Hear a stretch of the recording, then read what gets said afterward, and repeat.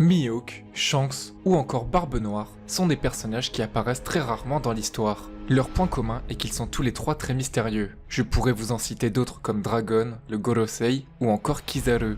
Oui, l'amiral Kizaru, dit le singe jaune, est un personnage qui, avec du recul, est encore très mystérieux. Il fait bel et bien partie de la liste des personnages incroyables qui apparaissent rarement. Salut tout le monde, c'est Mush, le pirate qui vaut 553 millions de berries. Tu en as peut-être pas encore entendu parler, mais j'ai créé une chaîne secondaire qui s'appelle Mush React. Sur cette chaîne, je ferai des réactions d'épisodes, de chapitres et d'autres concepts moins travaillés que sur la chaîne principale. J'ai déjà sorti une vidéo où je vous présente mon décor, le lien est dans la description. Est-ce qu'on peut atteindre les 3000 abonnés sur cette chaîne? Je sais pas si c'est possible, mais si t'es pas abonné, n'hésite pas à t'abonner, ça me soutient à fond dans ce nouveau projet. Et merci beaucoup à tous ceux qui le feront. Aujourd'hui, nouvelle vidéo à propos de Kizaru, son rôle et son pouvoir terrifiant. Attention pour ceux qui se rappellent, générique.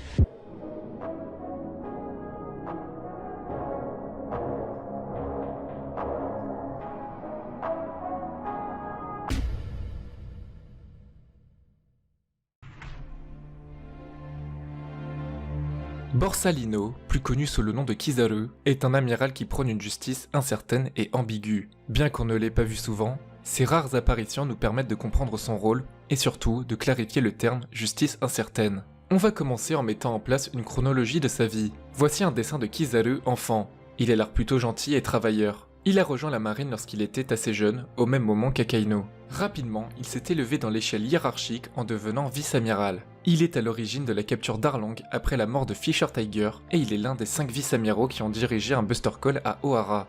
L'acte le plus déterminant pour Kizaru se déroule sur l'archipel Sabaody. Il a été envoyé sur l'île après que Luffy ait attaqué un dragon céleste. Il n'a attrapé aucun membre de la pire génération, car certains ont réussi à s'enfuir et d'autres ont été sauvés par Rayleigh et par Kuma. Il a fait partie de l'incident de Marineford, en étant une des plus grandes forces de cette bataille. Cependant, il n'a pas joué de rôle majeur à ce moment-là. Ainsi, en parlant de Kizaru, nous ne pouvons pas retenir ses actions, mais plutôt sa personnalité. Il est lent et paresseux, et c'est assez paradoxal sachant qu'il a mangé le fruit du démon de la lumière, le Pika Pika no Mi. Lorsqu'il s'en sert, il peut se déplacer à la vitesse de la lumière. Par contre, dès qu'il parle, il est vraiment lent. Même s'il fait partie des antagonistes importants de l'œuvre, il est difficile de détester Kizaru car sa manière d'être est divertissante et originale. D'ailleurs, sa façon de parler ne change pas, même s'il se trouve dans une situation compliquée ou intense. Ça donne l'impression qu'il contrôle la situation. Il ne semble pas s'intéresser au rang d'amiral en chef et n'est pas quelqu'un d'autoritaire. Cela n'empêche pas qu'il soit entièrement respecté dans la marine. Il s'est confronté à la pire génération sans difficulté, mais également à Barbe Blanche et Marco. Il a même proposé d'aller à Wano pour arrêter Kaido et Big Mom. Vous ne le savez peut-être pas, mais chaque amiral fait référence à une personnalité japonaise. Kizaru est basé sur un personnage joué par l'acteur Kunie Tanaka. En plus des traits physiques ressemblants, ils partagent la même tenue, la même date d'anniversaire et le même nom, Borsalino. Grâce à tous ces éléments, on peut interpréter la notion de justice incertaine.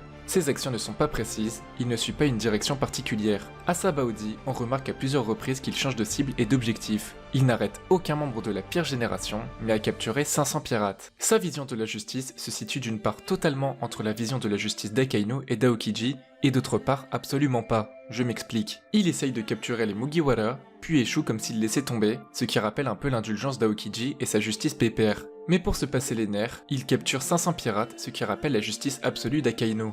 Également, cela nous donne une idée d'à quel point Kizaru peut être effrayant.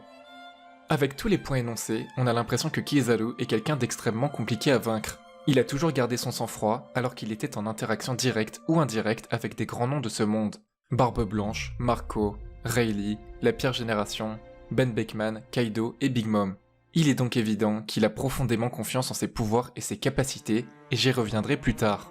Kizaru est clairement à l'origine de la séparation des Mugiwara. Sans son arrivée à Sabaody, Luffy et les autres n'auraient jamais été autant en difficulté. Si Kuma a décidé d'utiliser cette méthode ultime pour les sauver, même si cela venait à les séparer, c'est parce qu'il connaît la puissance colossale de Kizaru. Kuma étant un cobaye pour les expériences de Vegapunk, il sait donc que les pouvoirs de Kizaru ont été intégrés dans les pacifistas, et il sait parfaitement que Kizaru n'aurait eu aucune difficulté pour vaincre tous les supernovas et tous les Mugiwara. Je pense que Kizaru, même s'il ne le montre pas, est un personnage très intelligent, et c'est la raison pour laquelle Oda l'a dessiné enfant, avec des livres en train d'étudier. Ça expliquerait sa réaction face à Ben Beckman à Marineford. Si ça ne tenait qu'à lui, il n'aurait pas hésité à aller se battre, car je le rappelle, il s'est battu sans hésiter contre Rayleigh, le second du Seigneur des Pirates. Il a juste compris face à Beckman que ça ne servait à rien de se battre, car ça relancerait un combat inutilement. Et même si Ben Beckman est un homme très intelligent et très puissant, Kizaru n'a rien à envier à Beckman. Cela nous amène à l'analyse de son fruit du démon et sa potentielle force encore inconnue. En règle générale, avoir une attaque surpuissante ne veut pas dire que tu es quelqu'un de surpuissant. Prenons l'exemple d'Elisa Bello. Il a été indiqué que ses coups de poing sont d'une force exceptionnelle, et qu'il pourrait terrasser un Yonko avec un seul coup de poing. Bon, ça c'est complètement exagéré, mais ça a été dit comme ça. Cela implique qu'il a une attaque surpuissante. Cependant, ce pouvoir a un prix, car Elisa Bello a besoin de s'échauffer pendant 1 heure avant ça. Et ainsi, même s'il a une attaque extrêmement forte, un personnage suffisamment rapide pour l'atteindre pourra le battre avant qu'il mette son coup de poing ultime. C'est ce qui nous amène au Pika Pika no Mi. En plus d'être un Logia extrêmement puissant, ce pouvoir lui confère une vitesse semblable à la vitesse de la lumière.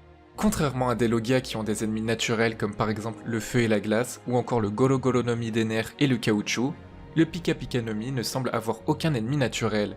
Le seul qui pourrait s'avérer être un ennemi naturel, c'est le Yami Yami no Mi de Barbe Noire. Mais cela implique que Kizaru serait également l'ennemi naturel de Barbe Noire, ça marcherait dans les deux sens.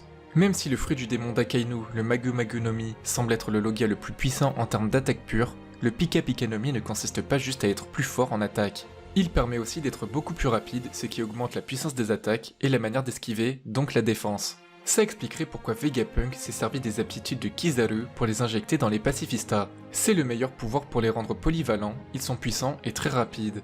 Ainsi, contre des ennemis qui ne maîtrisent pas le haki de l'observation, il est bien possible que Kizaru soit le personnage le plus efficace en combat. Ensuite, bien évidemment, en tant qu'amiral, Kizaru maîtrise le haki de l'armement. On l'a d'ailleurs vu lorsqu'il arrive à contrer les coups d'épée de Rayleigh imprégnés de haki, à frapper Marco sous sa forme de phénix, ou encore à encaisser un de ses coups sans montrer le moindre signe de faiblesse. Il maîtrise également le haki de l'observation. Il a un style de combat semblable à celui de Sanji. Il a les mains dans les poches et se bat avec les jambes. Cependant, en plus de ce style de combat, il peut créer une épée de lumière grâce à son pouvoir. Ce qui montre encore une fois qu'il est très polyvalent. En résumé, nous pouvons comprendre que Kizaru a une vision de la justice assez floue et qu'il agit s'il en a envie. Cela ne l'empêche pas d'être impitoyable et d'arrêter de nombreux pirates. Il garde toujours son sang-froid et cela donne envie au lecteur de voir jusqu'où s'arrête sa gigantesque puissance. Est-ce qu'il ira à Wano Kuni ? Est-ce que nous verrons un combat à pleine puissance de sa part, et si oui, contre qui? Est-ce que nous en saurons plus sur son passé, et pourquoi il a décidé de rejoindre la marine? Je ne sais pas, mais ça serait très intéressant. Voilà pour cette vidéo, si elle vous a plu, n'oubliez pas le pouce bleu, abonnez-vous à ma chaîne secondaire, objectif 3000 abonnés, et merci à tous ceux qui le feront. N'hésitez pas à me dire dans les commentaires ce que vous pensez à propos de Kizaru, on se retrouve pour une prochaine vidéo, ciao tout le monde.